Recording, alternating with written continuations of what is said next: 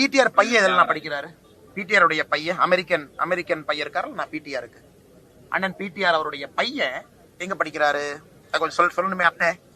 சும்மா போய் நான் டிவியில போய் பேசுவேன், நான் வந்து வாய் திறந்து பேசுவேன், மதுரை பத்திரிகையாளர் சந்திப்புல ஏன்னா அறிவுள்ளவர்களான்னு ஒரு வார்த்தையை கேட்டிருக்காரு. ஒரு அமைச்சர் வந்து அறிவுள்ளவர்கள் ஏற்றுக்கொள்ள மாட்டார்கள் சொன்ன பிறகு அந்த அமைச்சர்கிட்ட திரும்ப நான் கேட்கிறேன், உங்களுடைய மகன் இந்திய குடிமகனா? முதல் கேள்வி. அமெரிக்க குடிமகனா? இரண்டாவது கேள்வி. இந்த 2 கேள்விக்கு பதில் சொல்லிட்டு, உங்கள் மகன் எந்த பள்ளியில படிக்கிறான்? அப்ப உங்க மகன் 3 மொழி சொல்லிக் கொடுக்கக்கூடிய பள்ளியில படிக்கிறானா? உங்களுக்கு அறிவில்லைன்னு தானே அர்த்தம்.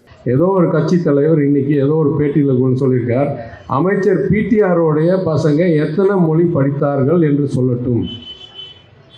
நான் தெளிவாக விளக்கம் இன்றைக்கு சொல்கிறேன். எனக்கு இருக்குது 2 புதல்வர்கள். என் அப்பா பேருக்கு 2 பேருக்கும் அவங்க 2 பேர் பிரித்து வச்சுருக்கேன். ஒருத்தர் பேர் பழனி, ஒருத்தர் பேர் வேல்.